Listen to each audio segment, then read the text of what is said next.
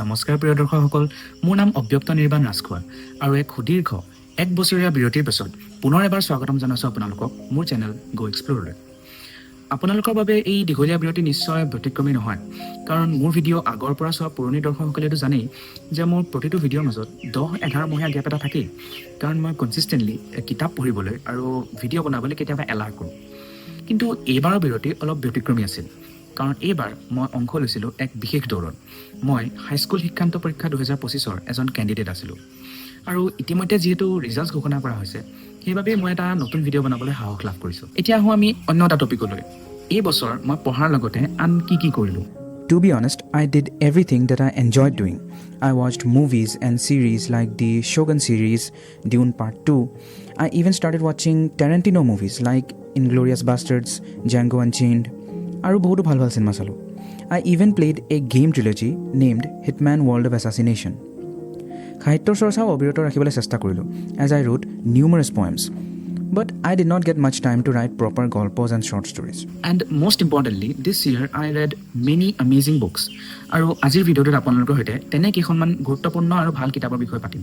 So, without further ado, let's talk about the books I read in my class 10 boards year.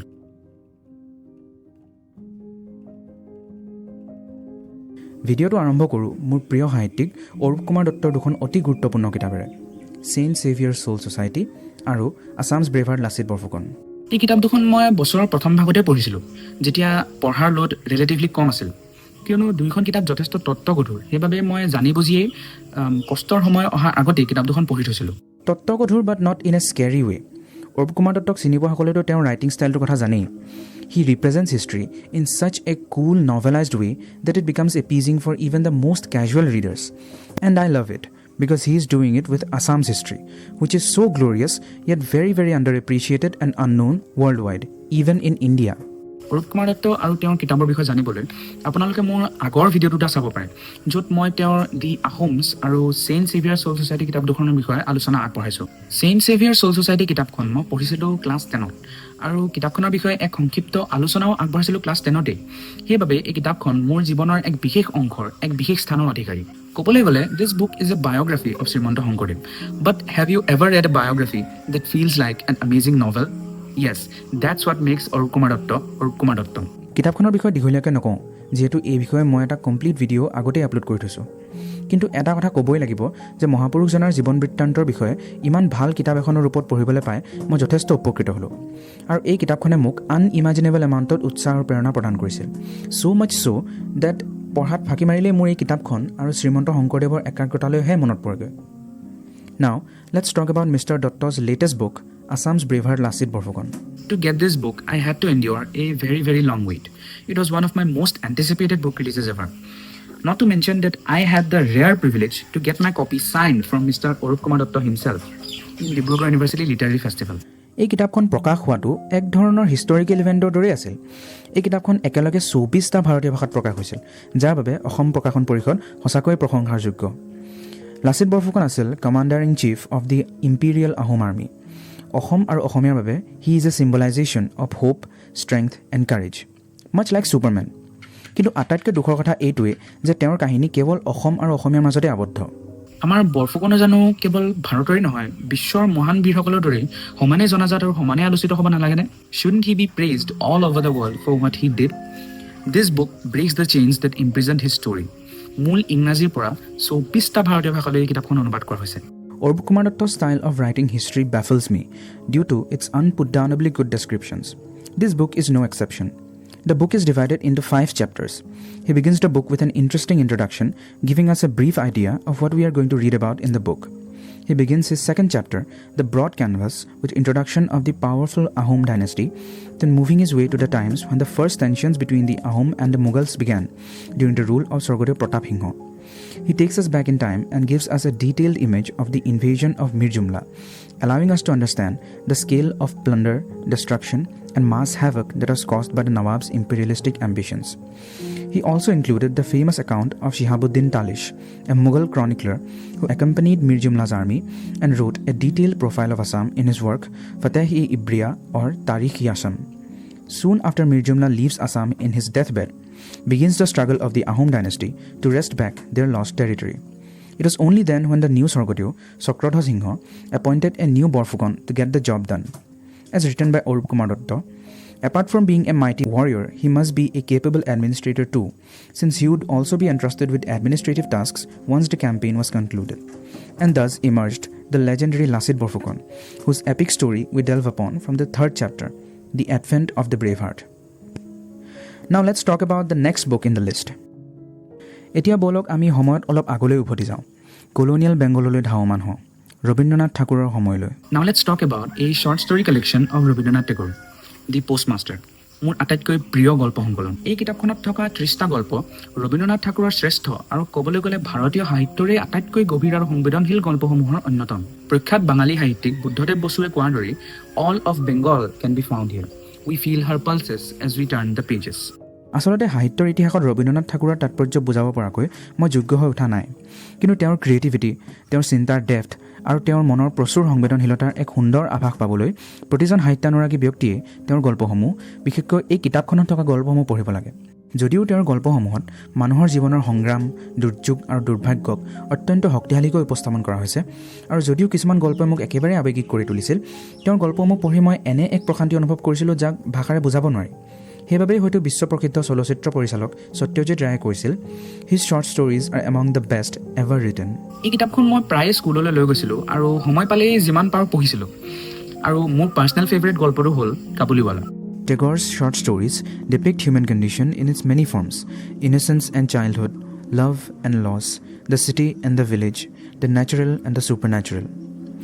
মই সাহিত্যিক William ৰেডিছে ইংৰাজীলৈ অনুবাদ কৰা ভাৰ্জনটো পঢ়িছিলোঁ যাক প্ৰকাশ কৰি উলিয়াইছে পেংগুইন পাব্লিকেশ্যনছে তেওঁলোকৰ মডাৰ্ণ ক্লাছিক ছিৰিজৰ অন্যতম হিচাপে প্ৰকাশক পেংগুইনৰ আটাইতকৈ প্ৰশংসনীয় দিশটো হ'ল তেওঁলোকৰ গ্ৰন্থসমূহৰ আনবিলিভেবলি গুড কোৱালিটি এটা দিশতো ভুল ধৰিব নোৱাৰি এখন কিতাপক কিমান ভালকৈ প্ৰকাশ কৰি উলিওৱা হৈছে that is a big selling point and penguin does this job the best in the class গতিকে বলক আমি অন্য এখন পেংগুইন মডাৰ্ণ ক্লাছিক্সৰ বিষয়ে পাতোঁ Let's talk about one of the greatest stories ever told in the history of human civilization, the Ramayana. আমি সকলোৱেতো ৰামায়ণৰ কাহিনীবোৰৰ সৈতে পৰিচিত it is one of the oldest epics in the world আৰু ইয়াৰ ইনফ্লুৱেঞ্চ এক ধৰণে ক'বলৈ গ'লে সমগ্ৰ বিশ্বতে আছে মূল সংস্কৃত ৰামায়ণৰ বৰ্তমান বিভিন্ন ভাৰ্জনছ পোৱা যায় আৰু কিছুমানত মূল কাহিনীটোৱে অলপ বেলেগ ধৰণৰ আৰু ক'বলৈ গ'লে অন্যান্য কাৰণসমূহৰ লগতে এই ভাৰ্জনসমূহৰ সৃষ্টিৰ অন্য এটা কাৰণ হ'ল অনুবাদ আমি সকলোৱে জানো যে অসমীয়া ভাষালৈ ৰামায়ণখন অনুবাদ কৰিছিল মাধৱ কন্দলীয়ে and that was the first time the Ramayana was translated to a north Indian language কিন্তু তাতকৈও আগতেই ছাউথ ইণ্ডিয়াৰ কবি চক্ৰৱৰ্তী কামবানে ৰাম অৱতাৰম নামেৰে ৰামায়ণখন তামিল ভাষালৈ অনুবাদ কৰিছিল and that is what we are going to discuss about today ৰামায়ণৰ অনুবাদসমূহৰ এটা বৈশিষ্ট্য হ'ল অনুবাদ কৰোঁতে অনুবাদকসকলে প্ৰায় মূল বিষয়বস্তুৰ লগতে বিভিন্ন অন্যান্য এলিমেণ্টছ ফিউজ কৰিবলৈ চেষ্টা কৰিছিল which I think they believe gave the translated version and original finish a finish that was created by them আৰু যিহেতু আমি মূল সংস্কৃত ৰামায়ণৰ মূল কাহিনীটো জানোৱেই আই বিলিভ বিভিন্ন ভাষালৈ অনুদিত ৰামায়ণৰ ভাৰ্জনসমূহ পঢ়িলে পাঠকসকলে এটা স্পেচিয়েল টেষ্ট পাব কিয়নো কিছুমান ভাৰ্জনত অনুবাদকসকলে নিজৰ দেশ আৰু ঠাইৰ থলুৱা এলিমেণ্টছ ভৰাবলৈ চেষ্টা কৰে যেনেকৈ মাধৱ কন্দলীৰ ৰামায়ণ আৰু কিছুমানত মূল কাহিনীৰ লগত অলপ বেলেগ আৰু ইণ্টাৰেষ্টিং বস্তু আৰু কাহিনী কিছুমানো পোৱা যায় যেনেকৈ কামবানৰ ৰামায়ণ বা Ram Avataram The Ramayana is one of the world's most supreme masterpieces of storytelling, and I have to appreciate this initiative of Penguin Publications for publishing such beautiful works of India for the readers of the world. এই কিতাপখন পেংগুইনে নিজৰ modern classic ছিৰিজৰ mythology বেনাৰৰ আণ্ডাৰত publish কৰিছে the Ramayana I read was the English translation and conversion from poem to prose of the Rama Avataram by the legendary R K Narayan এই কিতাপখনৰ প্ৰতিটো চেপ্টাৰতে আমি সেই চেপ্টাৰটোৰ বিষয়বস্তুৰ প্ৰতি আৰ কে নাৰায়ণৰ মতটোও পঢ়িবলৈ পাওঁ ধৰিব পাৰিছেনে এই কিতাপখনৰ যোগেদি আমি তিনিজন বিশ্বপ্ৰসিদ্ধ ব্যক্তিৰ ইনফ্লুৱেঞ্চ পাব পাৰোঁ ভালমিকি কবি চক্ৰৱৰ্তী কামবান আৰু আৰ কে নাৰায়ণ চ' মই প্ৰতিজন কিতাপ আৰু বিশেষকৈ কাহিনী পঢ়ি ভাল পোৱা ব্যক্তিকেই এই কিতাপখন ৰেফাৰ কৰিছোঁ কাৰণ এইখন ইমানেই ইণ্টাৰেষ্টিং আৰু মজেদাৰ যে মই নাভাবোঁ আপোনালোকে অন্য কোনো কিতাপত এইখনৰ দৰে এটা অনন্য টেষ্ট পাব কিয়নো মই ইতিমধ্যে কৈছোঁৱেই যে এই কিতাপখনত ছাউথ ইণ্ডিয়া আৰু বিশেষকৈ তামিল সংস্কৃতি এৰাব নোৱাৰাকৈ ইনফিউজড হৈ আছে আৰু ইয়াত এনেকুৱা কিছুমান কাহিনীও আছে যিবোৰ আপোনালোকে হয়তো কেতিয়াও শুনাই নাই so' don't read this book if you want to read the Ramayana read it only if you want to read the Rama Avataram এতিয়া আমি এখন অসমীয়া কিতাপৰ বিষয়ে পাতিম সাহিত্য একাডেমীৰ শিশু সাহিত্য বঁটা প্ৰাপক যুগল লোচন দাসৰ শংকৰ কিংকৰৰ অভিযান সাঁচিপাতৰ পুথিৰ ৰহস্য The stories of Honkor Kinkor hardly need any introduction. Mr. Das's creation of classic and intriguing characters like Godadhar Mama, Honkor and Kinkor will perhaps immortalize him in Ahomia Hiku Sahitya. So for those who don't know, Honkor আৰু Kinkor দুজন বন্ধু and it's all about their stories. But the twist is they are detectives. Honkor আৰু Kinkore crime solve কৰে, unsolved cases solve কৰে, আৰু প্ৰতিবাৰে আৰক্ষী বিষয়া গদাধৰ মামাই তেওঁলোকক সহায় কৰে. It's a classic setup. But the most likable thing about Jugal Losan Das's literature is that it's not complex, easy to read and understand. But his stories are intricate, which makes them super interesting to read and relax যদি আপোনালোকৰ মেট্ৰিকৰ preparation চলি আছে.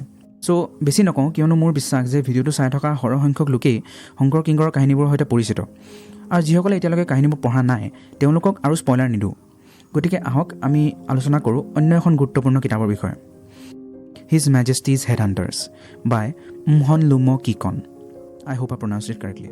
আচলতে এই কিতাপখন মই সম্পূৰ্ণকৈ পঢ়ি শেষ কৰিব নোৱাৰিলোঁ বিকজ ইটছ নন ফিকশ্যন আৰু ইয়াৰ বিষয়বস্তু যথেষ্ট কমপ্লেক্স. সেইবাবে মই কিতাপখন আধাতে এৰি নিজৰ পঢ়াত গুৰুত্ব দিব লগা হ'ল. কিন্তু কিতাপখনৰ গুৰুত্ব মই উপলব্ধি কৰোঁ, সেইবাবে কিতাপখনৰ বিষয়ে আপোনালোকক চমুকৈ ক'ব বিচাৰিছোঁ. The Nagas are known for their unique culture, resistance to colonialism, indomitable warrior spirit, and most importantly, for headhunting. এই কিতাপখনত আমি নৰ্থ ইষ্টৰ ইতিহাসৰ দুটা অতিকৈ গুৰুত্বপূৰ্ণ তথাপিও বহুলভাৱে চৰ্চা নোহোৱা পিৰিয়ডৰ বিষয়ে পঢ়িবলৈ পাওঁ. ফাৰ্ষ্ট এংলো বাৰ্মিজ ৱাৰৰ পাছত ইয়াণ্ডাবু সন্ধিৰ পাছত ব্ৰিটিছ ইষ্ট ইণ্ডিয়া কোম্পানীয়ে যিকোনো প্ৰকাৰে বাৰ্মা অধিকাৰ কৰিবলৈ বাট বিচাৰিবলৈ ধৰিলে. And the most obvious way was through the land of the resistive Naga tribes. 1832 চনৰ পৰা 46 বছৰলৈকে নগা জনগোষ্ঠীসমূহে নিজৰ টেৰিটৰীসমূহ ব্ৰিটিছ কলোনিয়েলিজমৰ পৰা বচাই ৰাখিলে. And this book covers all of that 46 years of bloody history in its first half, যিমানলৈকে মই পঢ়িছিলোঁ. দ্বিতীয় ভাগৰ কাহিনী হয়তো আৰু ইণ্টাৰেষ্টিং হ'ব. দ্বিতীয় বিশ্বযুদ্ধৰ সময়ত জাপানী সেনাই পূব দিশৰ পৰা ভাৰত আক্ৰমণ কৰিছিল, আৰু সেই আক্ৰমণৰ আটাইতকৈ গুৰুত্বপূৰ্ণ যুদ্ধখন হৈছিল বৰ্তমান নাগালেণ্ডৰ ৰাজধানী কোহিমাত.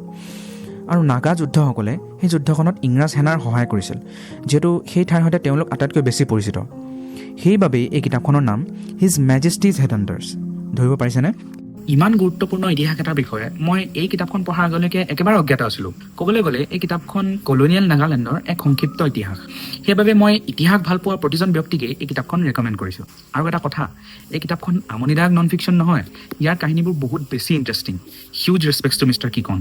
এতিয়া মই আপোনালোকৰ সৈতে পাতিব বিচাৰিছোঁ যোৱা বছৰ মোক আটাইতকৈ বেছি প্ৰভাৱিত কৰা কিতাপখনৰ বিষয়ে. বিষয়বস্তুৰ ফালৰ পৰা নহ'লেও কাহিনী আৰু এক আৱেগিক দিশৰ পৰা এই কিতাপখন মই 2024 চনত পঢ়া আটাইতকৈ শ্ৰেষ্ঠ কিতাপ. উইলিয়াম ব্ৰুচ কেমেৰনে লিখা এ ডগছ পাৰ্পাছ. এই কিতাপখন মই বছৰৰ একেবাৰে শেষৰ ভাগত পঢ়িছিলোঁ, যি সময়ত পঢ়াৰ লোড অত্যন্ত বেছি আছিল আৰু প্ৰি বৰ্ডছলৈ মাত্ৰ কেইদিনমানহে বাকী আছিল. কিন্তু নাজানো কিয় তেনে এটা গুৰুত্বপূৰ্ণ সময়ত মোৰ অশান্ত মনে অন্য এখন কিতাপ, বিশেষকৈ এখন উপন্যাসৰ ৰস ল'ব বিচাৰিলে, আৰু মই অজানিতে বাছি ল'লোঁ উইলিয়াম ব্ৰুচ কেমেৰনৰ এই শ্ৰেষ্ঠ কিতাপখন. কিতাপখনৰ সৈতে মই ইমানেই গভীৰভাৱে ইম'চনেলি এটাচড হৈ গৈছিলোঁ যে এই কিতাপখনে মোৰ প্ৰি বৰ্ডছৰ ৰিজাল্টক চিভিয়াৰলি এফেক্ট কৰিলে. কিমান চিভিয়াৰলি নকওঁ আৰু. As the title says, this book is based on the story of a dog, Bailey, a story of Bailey's journey to find his purpose. এই কাহিনীটোত বেইলি নামৰ কুকুৰটোৱে কেইবাটাও জীৱনৰ মাজেৰে যাত্ৰা কৰে. প্ৰতিবাৰেই এটা নতুন কুকুৰ হিচাপে জন্ম লয়. বেইলিয়ে প্ৰতিটো জনমতেই নিজৰ পাৰ্পছটো বিচাৰিবলৈ চেষ্টা কৰে. কিয় বেইলি এটা কুকুৰ, আৰু নিজৰ জীৱন, আনৰ জীৱন আৰু এই পৃথিৱীখনৰ প্ৰতি তাৰ দায়িত্ব কি? নিজৰ বিভিন্ন জীৱনবোৰত বেইলিয়ে বিভিন্ন চিনাৰিও দেখা পালে আৰু বেলেগ বেলেগ পৰিস্থিতিৰ মুখামুখি হয়. কেতিয়াবা যদি সি এটা ৰাস্তাৰ কুকুৰ হিচাপে মাকৰ সৈতে খাদ্যৰ সন্ধান কৰে, কেতিয়াবা আকৌ সি ইমাৰ্জেঞ্চি আৰু পুলিচ ডিপাৰ্টমেণ্টৰ কুকুৰ হিচাপে একাগ্ৰতাৰে নিজৰ দায়িত্ব পালন কৰে. কিন্তু কিতাপখনত বেইলিৰ প্ৰতিটো জীৱনতেই তাৰ মানুহৰ সৈতে সম্পৰ্ক থাকে. কেতিয়াবা সেই সম্পৰ্ক বেইলিৰ বাবে যন্ত্ৰণাময়ো হয়. কিন্তু এই কিতাপখনৰ আটাইতকৈ ভাল লগা এছপেক্টটো হ'ল গোটেই কাহিনীটো বেইলিৰ দৃষ্টিভংগীৰ পৰা কোৱা হৈছে, as if he speaking to us. গোটেই উপন্যাসখনত বেইলিৰ দৃষ্টিভংগীৰে মানুহৰ জীৱনৰ সুখ, দুখ, সংঘাত, দুৰ্দশা সকলো ইমানেই সুন্দৰকৈ উপস্থাপন কৰা হৈছে যে মই কিতাপখন পঢ়ি শেষ কৰাৰ পাছত চকুপানী টুকিবলৈ বাধ্য হৈছিলোঁ. The best thing to call this book is heart warming. এই কিতাপখন কোনো কষ্টৰ সময়ত পঢ়িলে আৰাম পোৱাৰ দৰে হয়. বিশেষকৈ মোৰ দৰে কুকুৰ ভাল পোৱাসকলে এই কিতাপখন পঢ়ি অতি মজা পাব. কিতাপখনৰ গদ্যৰ বিষয়ে ক'বলৈ গ'লে ইটছ ইজি, ভেৰি ইজি, আৰু ক'বলৈ গ'লে কিছু সময়ত বহুত জমনি, কাৰণ এটা কুকুৰে আমাক কাহিনীটো কৈ আছে, যি কিছু সময়ত মানুহৰ জগতৰ বস্তু আৰু নিয়মবোৰ বুজি নাপায় আৰু নিজৰ মালিকক সন্তুষ্ট কৰিবলৈ গৈ কেতিয়াবা কৰিব নলগীয়া কাম কিছুমানো কৰে. বেইলিৰ দৃষ্টিৰে ইমান সুন্দৰ কাহিনী এটা কোৱাৰ বাবে লেখক উইলিয়াম ব্ৰুচ কেমেৰনক ধন্যবাদ জনাবই লাগিব. Thank you, Mr. Cameron, for giving me one of the best and most heartwarming experiences I ever had. গতিকে এতিয়া আমি উপস্থিত হৈছোহি এই ভিডিঅ'টোৰ একেবাৰে শেষৰ ভাগলৈ। Overall in terms of reading great books this year has been amazing for me. আশা কৰিছোঁ এই সুন্দৰ কিতাপকেইখনৰ বিষয়ে জানি আপোনালোকে উপকৃত হ'ল আৰু আশা কৰিছোঁ আপোনালোকে এই কিতাপকেইখন সংগ্ৰহ কৰি পঢ়িব।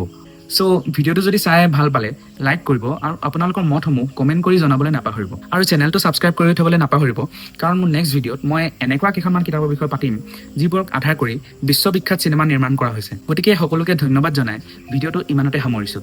See you in the next one.